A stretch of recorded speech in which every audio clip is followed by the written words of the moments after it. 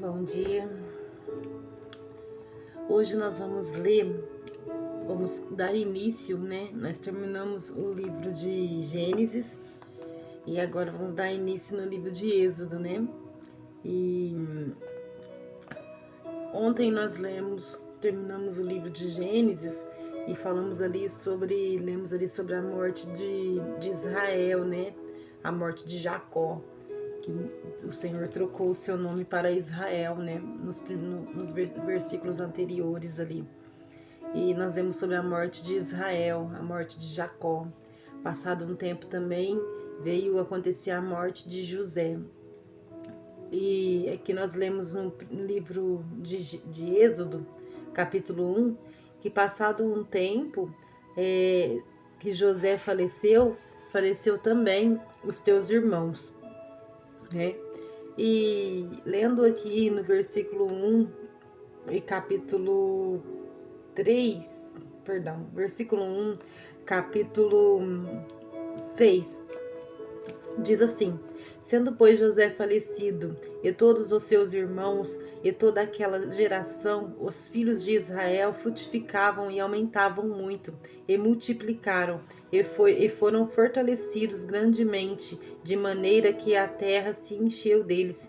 Depois levantou um novo rei sobre o Egito, que não conhecera a José. Levantou-se um rei aqui, que ele não conhecia José.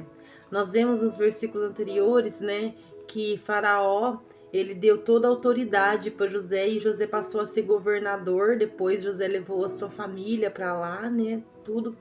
Depois o pai de José veio a falecer, que foi o que nós lemos no versículo de ontem.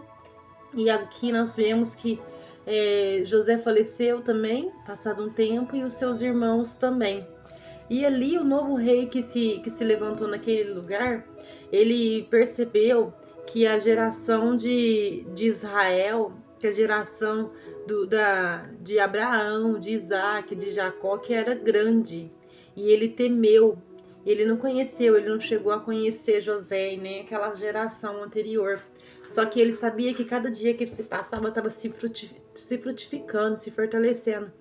E ele chega ali até os seus súditos e fala para eles: se acontecer alguma guerra e a nação de Israel se juntar, nós certamente morreremos.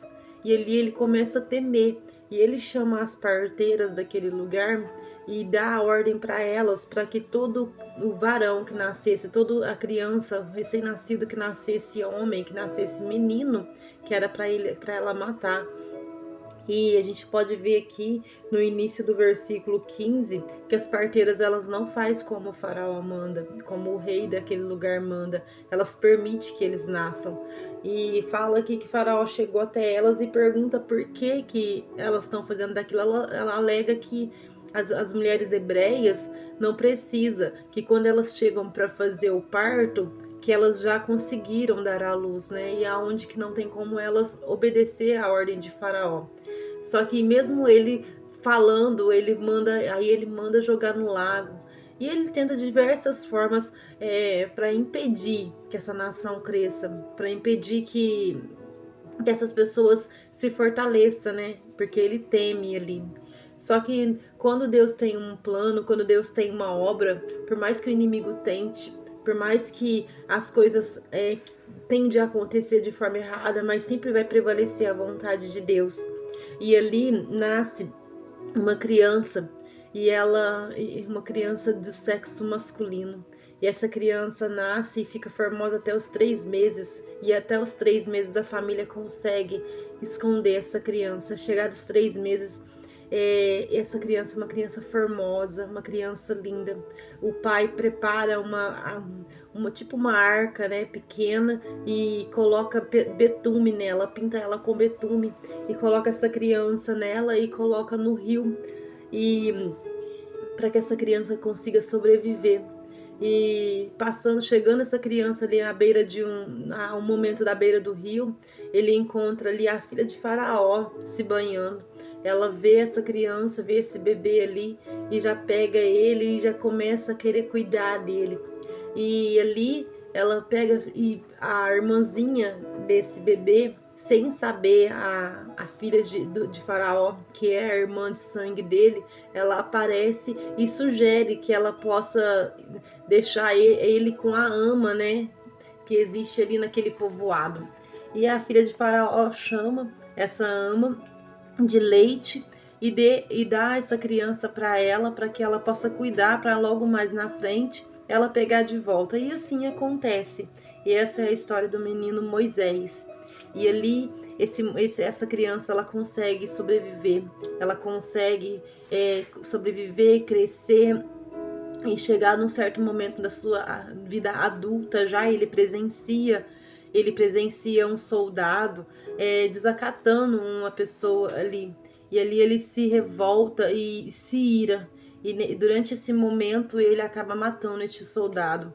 E ali, depois, mais lá na frente, essa morte ela é descoberta, né, pelo faraó. E faraó manda ir atrás para matar Moisés. Moisés sai dali fugido.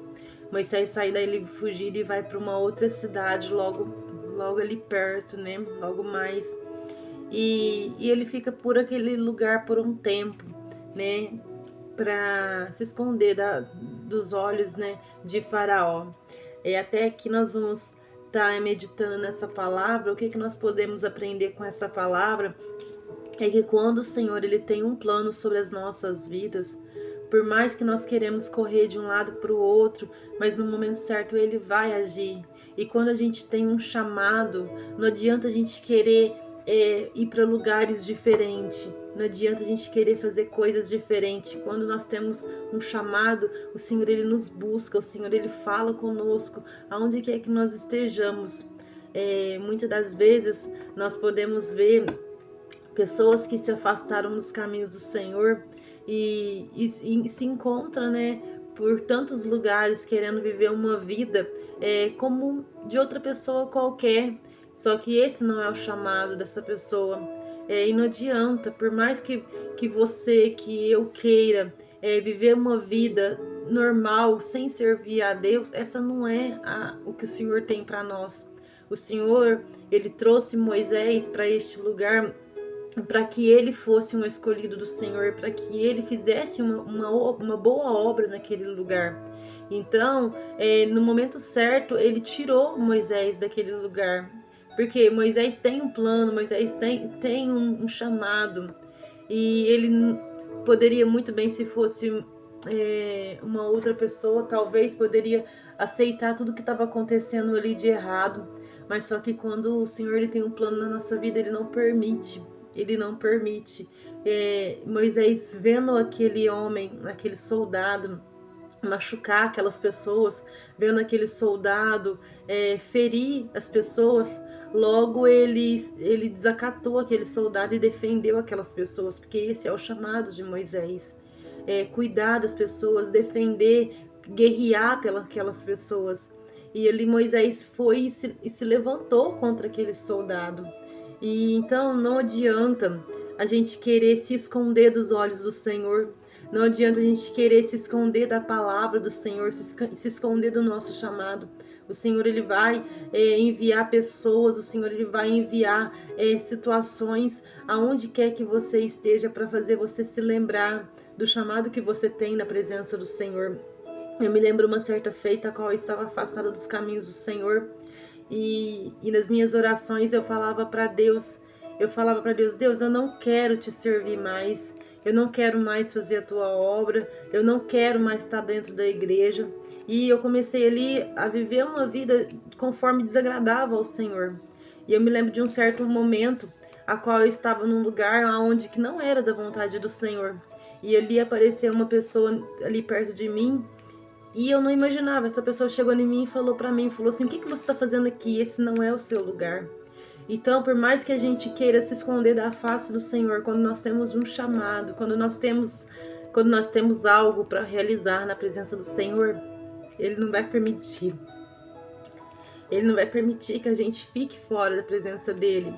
Porque quando você é escolhido, quando Deus tem algo para fazer na tua vida, Ele não vai permitir. Ele vai te trazer, ele vai causar situações para trazer você de volta.